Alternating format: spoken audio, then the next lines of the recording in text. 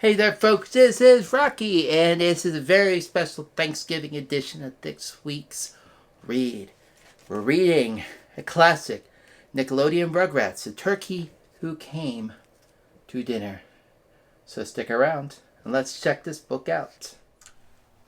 Nickelodeon Rugrats, The Turkey Who Came to Dinner. Adapted by Kitty Richards from the script by Mark Palmer, based on the story by Leanne Richard, J. David Stern, and David N. Weiss. Illustrated by Ed Resto.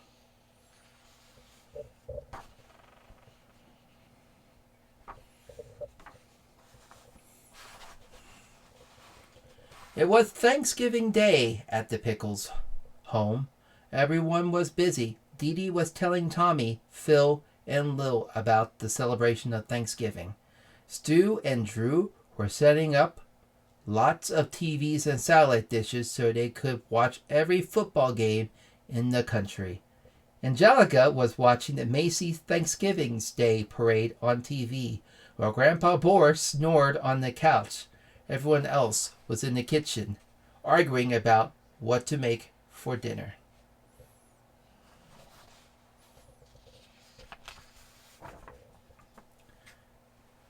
Ding dong! Dee Dee answered the door. It was Chucky and his dad. Why do you guys got lots of feathers on your head? Chucky asked the other Rugrats. We're playing Yankee Americans, Tommy. He put a feathered headdress on Chucky. Do I gotta take my clothes off? Chucky asked nervously. No, Chucky, said Tommy. It's Thanksgiving. Who's Thanksgiving? Chucky wanted to know. It's not a person, Chucky, Tommy explained. It's the day we have a big dinner with our family and friends and remember how happy we are.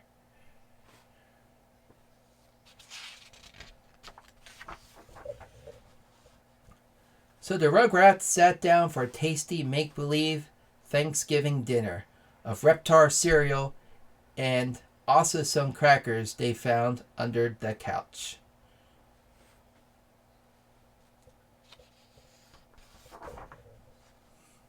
In the meantime, everyone was waiting for Grandpa Lou to bring home the Thanksgiving turkey. He soon came back with a bag. He reached in it and pulled out a trophy. Pop! Cried Dee Dee. Did you buy our turkey? Didn't you? I did better than that, Grandpa Lou. I won a turkey and said it'd be here by 4 at the latest. 4 o'clock? That was too late. Dee Dee, Minka, Charlotte, Betty, and Howard hopped in the car and raced to the grocery store. They needed a turkey right away.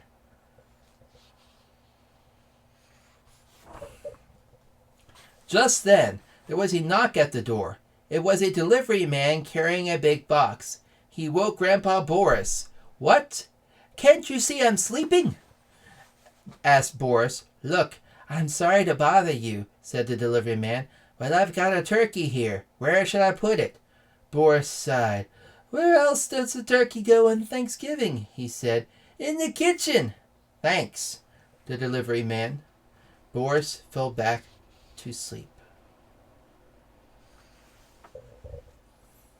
The Rugrats followed the delivery man into the kitchen. He placed the box on the floor and left. The baby stared at the box. What could be inside? Chucky screwed up his courage and took a peek. A pair of beady black eyes looked back at him. There's something in the box, Chucky whispered as he quickly backed away. Tommy toddled over and knocked on the box. Hello? He said. The box began to shake, and suddenly a flapping, gobbling creature burst out. Ah! The Rugrats screamed.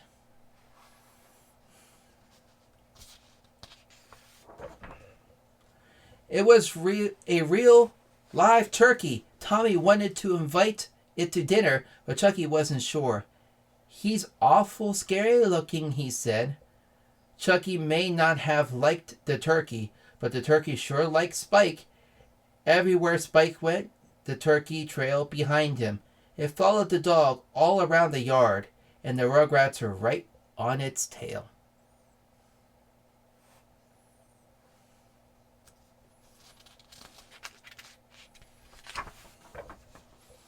Just then, Angelica appeared.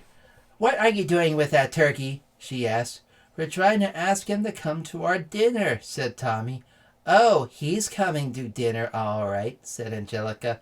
"He's gonna be dinner." The Rugrats gasped. "You were supposed to say thank you to your friends on Thanksgiving, not eat them." "We've got to get him out of the yard," said Tommy. "I think he's a bird. Maybe he can fly."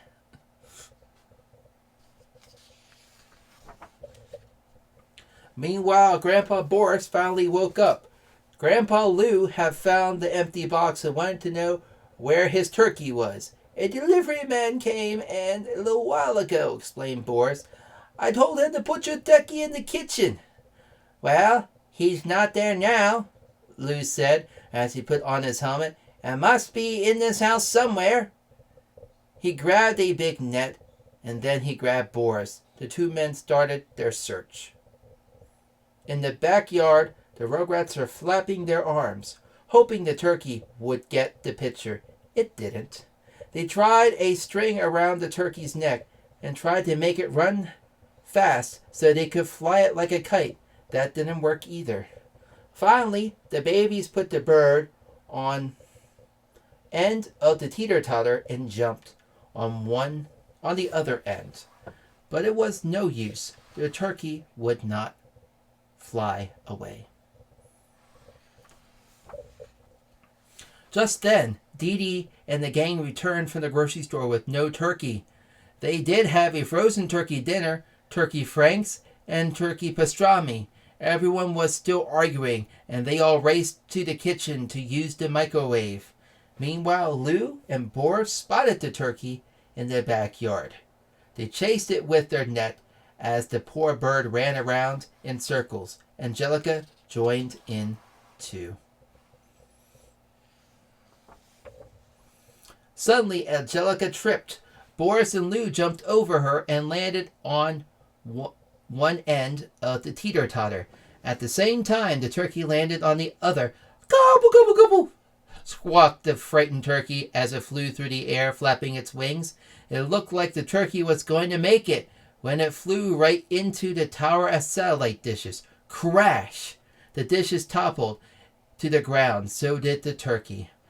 In the living room, every TV set had been turned on to one very exciting football game. Stu and Drew were on the edge of their seats. Suddenly, all the TVs fizzled out. In the kitchen, the microwave with all the food inside exploded.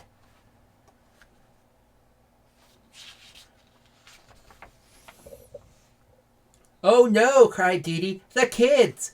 Everyone ran outside. There was no need to worry. The Rugrats were fine. But what about the turkey? Everyone held their breath. Finally, under the pile of satellite dishes, something moved. The turkey popped his head out. The Rugrats smiled, and her new friend was okay. "That thing ruined our football game," shouted Stu. "It ruined our dinner," added Betty. Everyone murmured in agreement. "Well, dinner's not quite ruined," said Drew. "We still got turkey." All the grown-ups took a step toward the frightened bird, and the Rugrats held hands and formed a line to protect the turkey. "What are the kids doing?" someone asked. "Maybe they think we want to eat it," Chaz said. "Well, don't we? It ruined our Thanksgiving," said Betty. Finally, Dee Dee spoke up. "No," she said. "The turkey didn't ruin our Thanksgiving. We did. We spent the whole day arguing about what to eat and what to watch. Thanksgiving isn't about football or food or parades. Thanksgiving is about family and friends."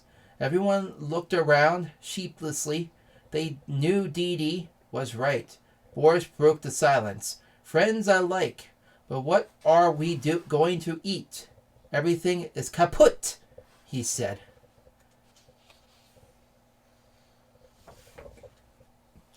So Tommy shared his Thanksgiving dinner with everyone. Everyone feasted on Reptar cereal and milk. Spike even shared his food with the turkey. It was a Thanksgiving no one would soon forget.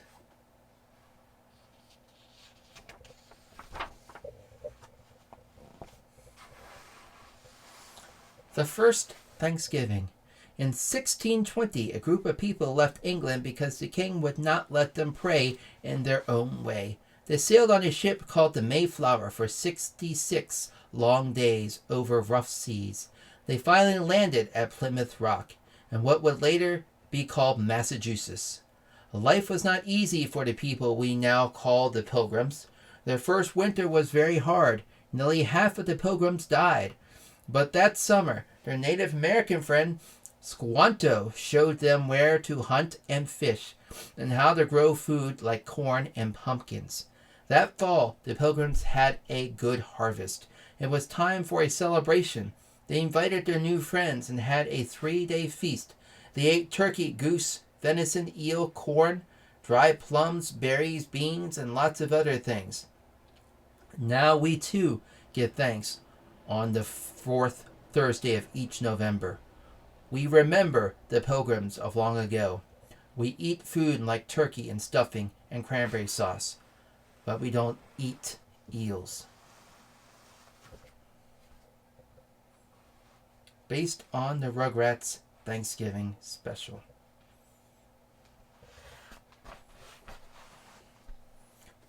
And that was The Turkey Who Came to Dinner.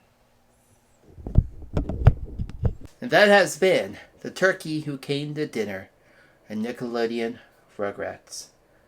I enjoyed this read because it brought back so many 90s feels growing up in the 90s and watching the Rugrats on Nickelodeon. I hope it did the same for you guys. But for now, I will be signing out. Next week, we will be reading from Bob the Dog. So definitely check this book out. Now for this book, it is from Scholastic. You can buy this off of Amazon, Barnes & Noble, eBay, wherever books are sold, or check it out from your local library. But for now, this is Rocky Red Panda signing out. Keep on reading, folks, and I'll catch you on the flip side. Peace out. If you like this read and other books and other shows that I show on PND Studios, make sure you like and subscribe. That's right, like and subscribe for more awesome reads.